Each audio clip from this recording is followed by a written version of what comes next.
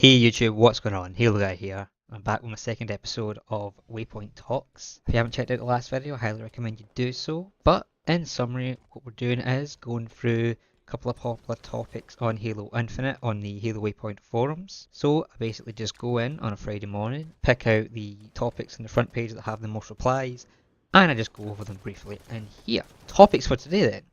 Halo Infinite needs Battle Royale to stay relevant. Master Chief should talk less.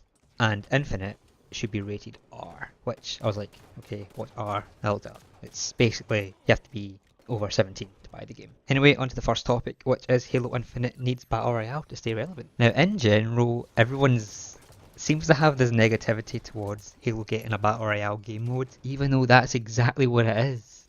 A game mode. Just like CTF, just like Slayer. It's essentially just a 100-player FFA where everyone has one life. And I really think Halo Sandbox is so massive as it is, it would work perfectly. Especially looking at the success of Apex Legends right now. I mean, obviously that has more to do with the fact that it was free.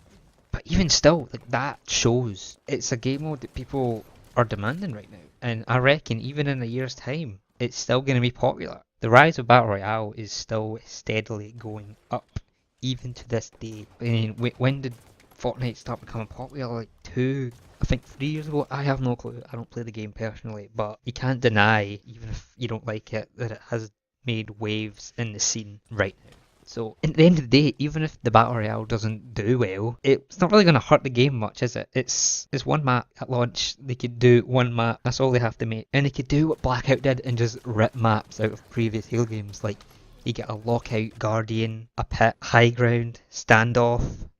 All the like, there's so many iconic Halo maps that you could just chuck all them in, so you wouldn't even have to divert too much creative thinking into the situation. You would just have to make the map. And yeah, I don't have any problem with Battle Royale coming to Infinite, and I think it would be great.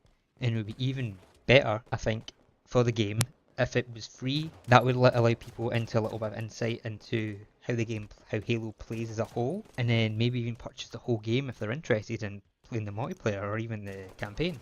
I think it could bring in a lot more fans into our beloved franchise and hopefully get it back to its former glory. But with that being said, let's just jump straight into the second topic of today, which is Master Chief should talk less in the campaign. I mean, I'm unsure why this is a problem. I mean, no, I'm not unsure. I get why they want to do it. It's because some people like to project themselves into the Chief, and they are him. That's how they want to feel when they're playing the games. But then Halo 4 comes along, and suddenly you're not him. He's his own person. He acts similarly to how he does in the books and the comics and stuff. So I think that just sort of threw people off a little bit with 4. I mean, in 5 he talks less as well, but 5 just feels awkward because he shouldn't be talking less. He's literally like basically with his family the entire game. Doesn't really make too much sense, but I see where they're coming from. But personally, I felt more connected with the story in Halo 4. I thought the execution of Chief's character was great. It gave me a lot of insight to him as a person. It got me into the books and the comics and stuff and reading into the deeper lore. So without Halo 4, I probably wouldn't have even... I didn't actually know about the books or any sort of expanded material until Halo 4 came up. I was like, okay, I'm going to look this up on YouTube, and I just found a bunch of videos, one about the Didact, the Prometheans, all that stuff. Then I bought the Forerunner trilogy. But anyway, I wouldn't really mind either way, to be fair. As long as they don't make it awkward like they did in 5. If he's going to talk less, make him by himself like in Halo 1 to 3. Even in 3 he had the arbor, but it for some reason it just didn't feel awkward. I think he did sort of talk a little more in 3, but it was, I don't know, I liked 4. Story. That really did. If Infinite Story was like that, I'll be like it. However, they did say that they will be making the story simpler. I've made a video on that, link will be in the description below. Be sure to check that out. But just because the story's simple doesn't mean Chief's character has to also look to dissect his character more and find out how he is as a person. Because I think all his character development in 4 will just go to waste if he just turns back into just a robotic figure that the player plants themselves in. I think past that as gamers, and I think it'll allow more people to come into the franchise and into gaming in general if we had actual deep stories. So yeah, I'd rather it kept the same level of speech as. But for the remainder, let's just jump into the third topic, which is Halo Infinite being rated R, which like I said means you have to be 18 or over to purchase the game. Now, my opinion on this is that I don't think the rating really means much for the game. They should make the game how they want to make the game in their image and not worry about trying to hit a certain age rating. They should be trying to hit R or M or whatever the other American age ratings are. You know, over here we have 3, 7, 12, 16 and 18. You know, that makes sense. You've got ages. But hey ho. But yeah, I'll just use mine because it's going to be easier for me to make the video. They shouldn't try and hit 18. It's never been 18 here. It's always been 16. But even Halo 5 16. Halo 5 didn't change its age rating from the other games. But I know in America it changed from mature to teen.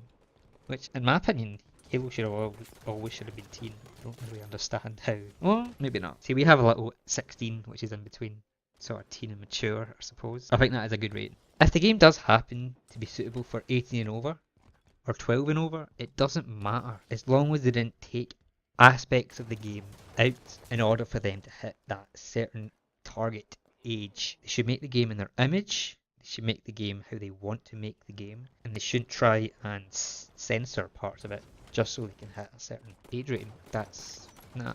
And they shouldn't try and force it to be mature or R or whatever the hell. Just because the community wants it to be. That doesn't make sense. It's like, just enjoy the game. Doesn't matter what it's rated at, as long as they haven't made it bad in order to hit that rating. 5, they took a lot of blood out of the game, out of the multiplayer. There's alien blood, but there's no human blood. And that sort of gave them the teen. I don't understand why they did that. Where are they trying to go for the teen? Probably. Maybe they're trying to expand their audience, but at the end of the day, 12, 13, 14-year-olds are going to get their hands on the game anyway, even if it is mature. Like, it's not going to stop them. You can buy it digitally. It's not even going to ask for your ID when you buy it, unless you've got like parental controls, in which case, unlucky mate. Just go and get your mum to buy the game for you. Or, you know, like, kids get a hold of games. GTA is full of kids. That's its main demographic. I'm pretty sure. At least the vocal majority of them. Anyway, that's all I've really got to talk about. I'm just sort of rambling on about this rating thing because I just don't understand the whole concept about wanting the game to be a certain age rate. That's all I've got today, guys. Be sure to subscribe for more of these videos in the future. I do them every single Friday. Like so I know you enjoyed. Comment down below your opinions on each of these topics, and I'll see you guys next time. Have a good one.